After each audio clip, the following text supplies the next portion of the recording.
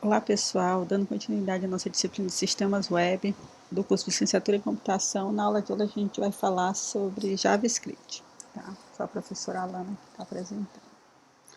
Bom, nessa aula a gente vai falar características básicas, né, da linguagem JavaScript, onde é que elas são usadas, se elas são usadas no lado cliente, no lado servidor, até mesmo para o desenvolvimento de aplicações mobile ou até mesmo desktop, tá? A gente vai ver ao longo dessa aula de hoje que a linguagem JavaScript, eu diria que ela é muito versátil, tá? Então ela pode ser usada aí de diferentes maneiras para o desenvolvimento de aplicações em diferentes plataformas, tá certo? A gente vai ver uma sintaxe básica, né, como declarar variáveis, como realizar laços, estruturas condicionais, enfim. A gente vai dar uma, uma visão geral da sintaxe da linguagem também e o que pode ser feito, né? Porque nessa disciplina de desenvolvimento web, a gente vai ver que principalmente a gente vai estar trabalhando com JavaScript para dar um dinamismo a mais nas nossas aplicações. Porque originalmente essa linguagem JavaScript ela foi usada para fazer essa manipulação desses elementos HTML dentro das páginas, né? Até para deixar elas um pouco mais atrativas. E por fim, eu separei alguns exemplos bem interessantes, feitos em JavaScript, bem dinâmicos, só para deixar vocês com um gostinho, tá? O gostinho do que o JavaScript ele pode fazer. Então, nessa aula específica, eu vou estar fazendo vídeos mais curtos, até para vocês ficar mais fácil na hora de achar um conteúdo ou outro, tá bom? Bom, então vamos começar. Bom, o que é a linguagem JavaScript, né? JavaScript, ela é uma linguagem de programação de alto nível, ou seja, a gente tem comandos aí muito próximos da linguagem natural, embora seja uma linguagem natural escrita em inglês, mas com um pouquinho de prática a gente reconhece, né? Diferente daquelas linguagens de baixo nível que a gente tinha que programar nos bits, né? Como era o caso das linguagens de alto nível, Assembly, COBOL, enfim. É uma linguagem de alto nível e acaba sendo mais fácil de usá-la também. Ela é uma linguagem interpretada e essa interpretação ela é feita pelo próprio browser do cliente, pelo navegador. Né? Então, a gente já percebe que é uma vantagem também quando a gente está usando do lado do cliente, o fato de já ter integrado aos próprios navegadores interpretadores JavaScript. Tá? Então, eu posso usar o JavaScript, como eu já mencionei antes, tanto no lado do cliente, e será interpretado pelo browser, pelo navegador, do lado do servidor. Posso desenvolver aplicações desktop, ou seja, converter uma aplicação que seria exclusivamente web para ser instalada no cliente, né? A gente tem alguns exemplos aí, eu vou estar falando deles mais adiante. E eu posso também estar desenvolvendo aplicações para dispositivos móveis, tanto Android, iOS e outras plataformas. Bom, uma coisa que sempre acaba gerando um pouco de dúvida é que as pessoas inicialmente acham que JavaScript é uma extensão do Java, né? Mas não é, são coisas totalmente diferentes.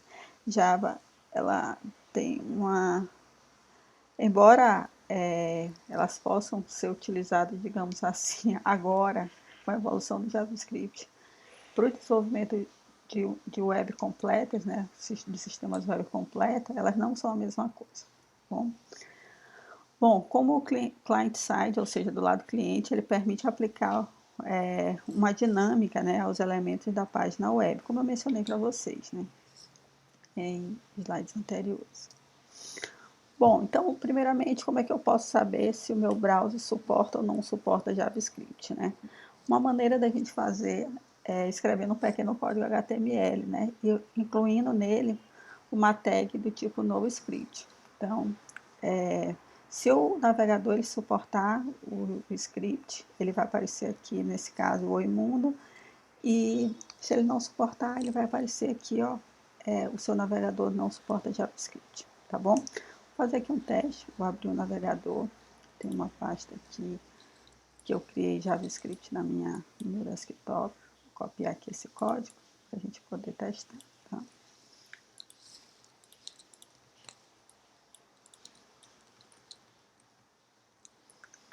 Vou abrir aqui essa minha pasta no Atom e vou criar um arquivo, eu já até tenho, que acho que eu estava fazendo um teste. Eu vou apagar aqui e vou criar um arquivo do zero, tá?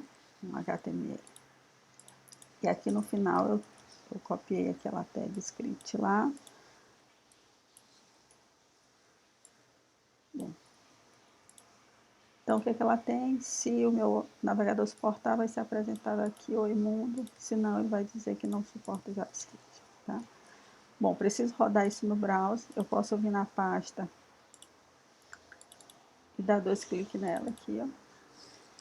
Quando eu faço isso, ele foi para o lado, ele apareceu aqui o Oi Mundo, tá? Eu posso, existem configurações, deixa eu ver se eu encontro aqui rapidinho. Configurações.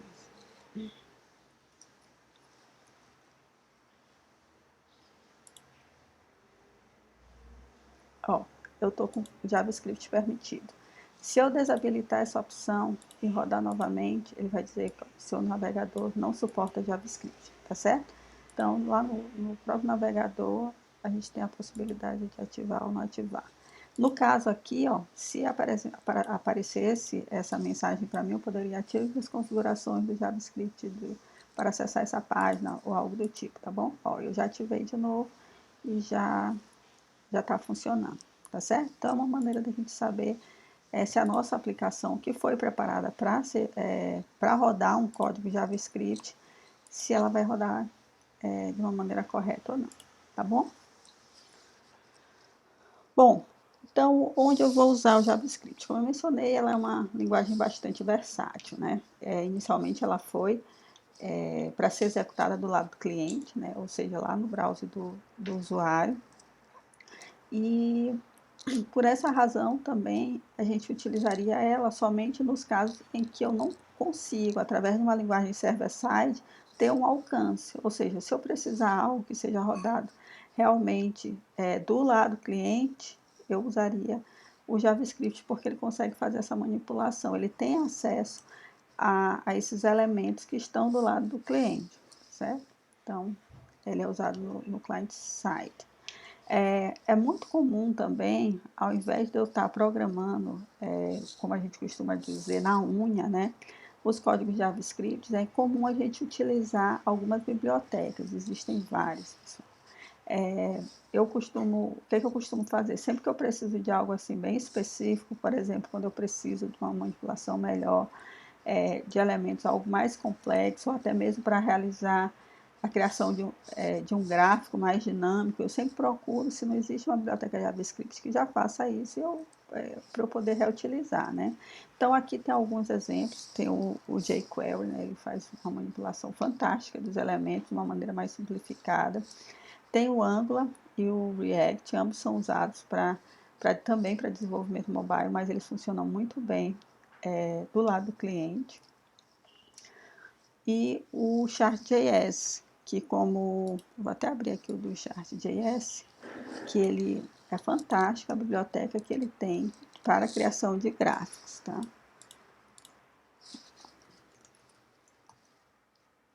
Chart.js. Ele abre aqui uma página de exemplos, vou abrir aqui alguns, pegando aqui aleatório, só para a gente ter uma ideia. Então, aqui, ó, eu tenho um gráfico em barras, eu tenho visualização dos dados, posso estar desabilitando e habilitando. Então, é desse dinamismo que eu falo para vocês que o JavaScript ele permite, tá? Algo do lado do cliente, ou seja, eu estou aqui numa página simplesmente puramente HTML, fazendo manipulação do que é apresentado, tá bom? Barras horizontais, tem aquela mesma dinâmica, certo? Gosto demais desse framework, dessa biblioteca aqui. Também barras, só que multi-eixos. Aqui, quando a gente quer dividir os tipos de dados, né? Gráficos de linha também, eu tenho essa informação em cada nó, isso aqui tudo é configurado. Adicionar mais, ó. Posso ocultar algumas, à medida que a gente vai passando, ele me diz onde está a informação. Gráficos de área. Enfim, tem uma infinidade realmente bem grande possibilidades, tá bom? Então, vocês podem estar dando uma olhada aqui também. Barra de progresso. Enfim, tem uma documentação bem boa também para quando você quer utilizar, quais são os elementos que você tem que botar, como é feito o script. Então, aconselho bastante realmente que vocês deem uma olhada nesse framework aqui. Bom, vamos continuar.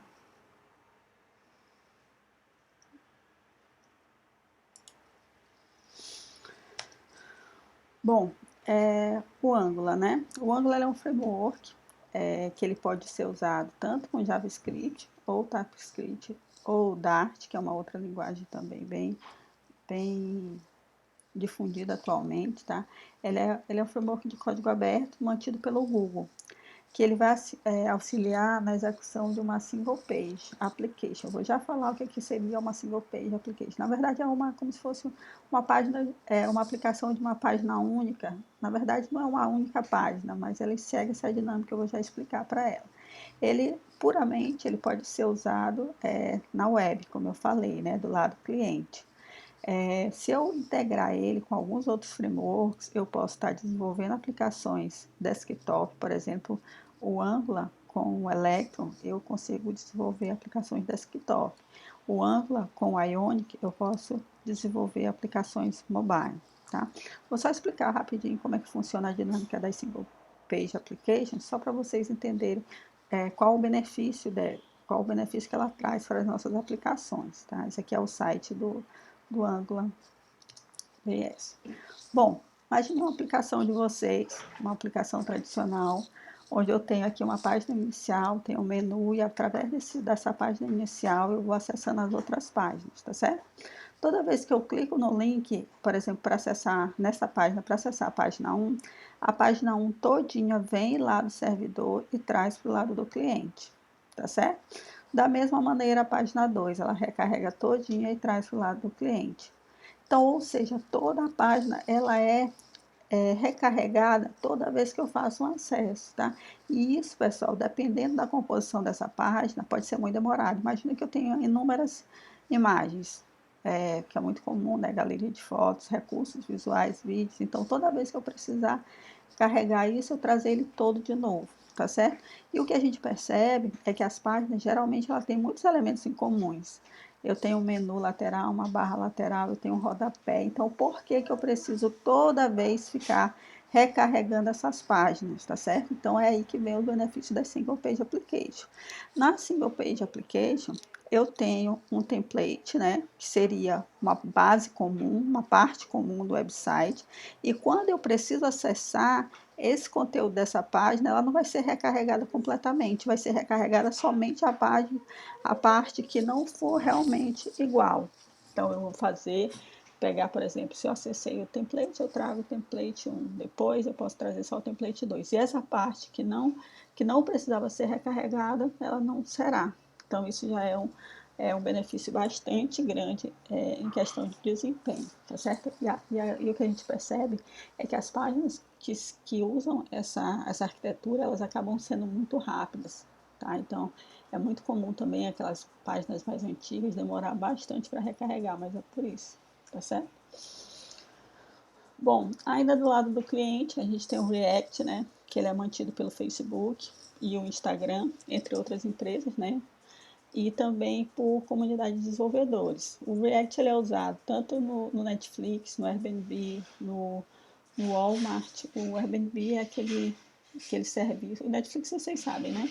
O Airbnb ele é uma plataforma para você alugar casas, quartos. É como se fosse um hotel, só que da comunidade. Se você tem um quarto livre na sua casa, você pode oferecer lá e as pessoas vão, assinam, reservam e vão se hospedar nas suas casas.